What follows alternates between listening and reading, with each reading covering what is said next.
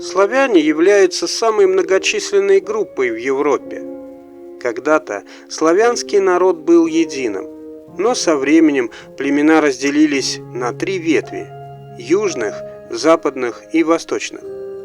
К южным славянам относятся балканские славяне, сербы и хорваты. Западные славяне – это поляки и чехи, а восточные – русские, украинцы и белорусы. В IX веке у славян появилась письменность. Ее возникновение связано с деятельностью Кирилла и Мефодия, которые составили алфавит, названный по имени первого кириллицей. К X веку относятся самые ранние из сохранившихся записей на кириллице, а XI веком датируются самые ранние славянские книги, которые дошли до наших дней. Но о первых славянах мы узнаем и из иностранных источников. В первую очередь, это историки, которые жили в Византии и были свидетелями контактов империи со славянами. Одного из них звали Феофилакт Симаката.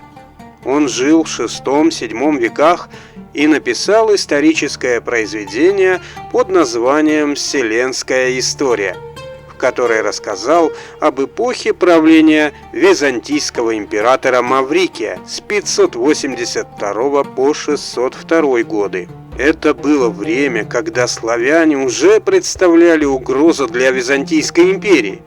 Но главным врагом Византии на севере все еще был могущественный аварский каганат. Его правитель хотел вовлечь в борьбу против Византии и славянские племенные союзы.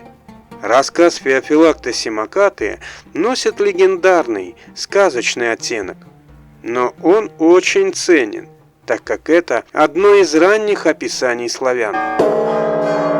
На другой день 3 людей из племени славян, не имеющие никакого железного оружия или каких-либо военных приспособлений, были взяты в плен телохранителями императора. С ними были только кефары, и ничего другого они не несли с собой. Император стал их расспрашивать, какого они племени, где назначено судьбой им жить и по какой причине они находятся в ромейских пределах. Они отвечали, что по племени они славяне, что живут на краю Западного океана, что Каган отправил к ним послов с тем, чтобы собрать военную силу, и прислал почетные дары их племенным владыкам.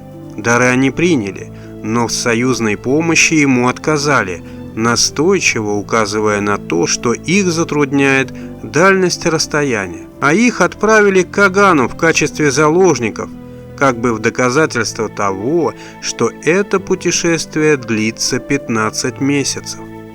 Но Каган, забыв все законы по отношению к послам, решил чинить им всякие затруднения при возвращении. Они слыхали, говорили они, что ромейский народ по богатству и по человеколюбию является, так сказать, наиславнейшим.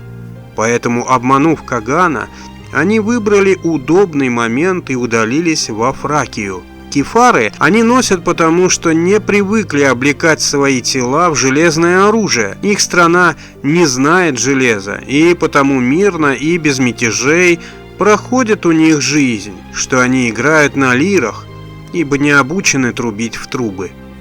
Тем, для кого война является вещью неведомой, естественно, говорили они, более усиленно предаваться музыкальным занятиям. Выслушав их рассказы, император пришел в восхищение от их племени и самих этих варваров, попавших в его руки. Он удостоил милостивого приема и угощения. Удивляясь величине их тел и красоте членов, он направил их в Гераклею.